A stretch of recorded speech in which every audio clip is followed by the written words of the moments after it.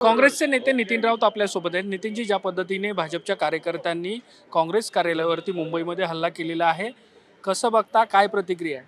मला वाटत होतं की राज्यामध्ये भारतीय जनता पक्ष आणि महायुतीला या ठिकाणी बहुमत मिळालेलं आहे आणि बहुमत मिळाल्यानंतर ते सामंजस्याची भूमिका घेतील.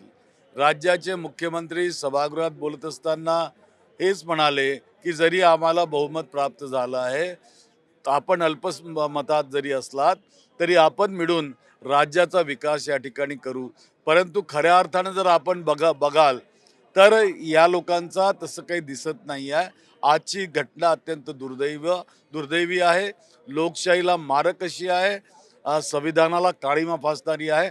त्याचा मी निषेध करतो. गृहमंत्री म्हणतात माझ्या वक्तव्याचा विपर्यास केलेला आहे. आपल्याकडून अहो, दिल्लीपासून खोटं बोलायचं ना रेटून बोलायचं ही त्यांची परंपरा राहिलेली आहे आणि त्या परंपरेनुसारच ते काम करतात.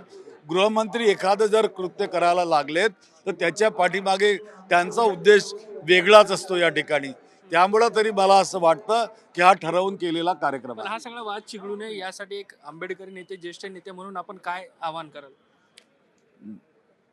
एक लक्षात घ्या, एक आंबेडकरी चळवळीचा कार्यकर्ता या नात्यानं, एक बौद्ध समाजाचा कार्यकर्ता या नात्यानं एवढंच सांगू इच्छेने या ठिकाणी की माझ्या धर्मानं, बौद्ध धर्मानं आम्हाला अशा प्रकारचं कार्य करणं शिकवलं नाही.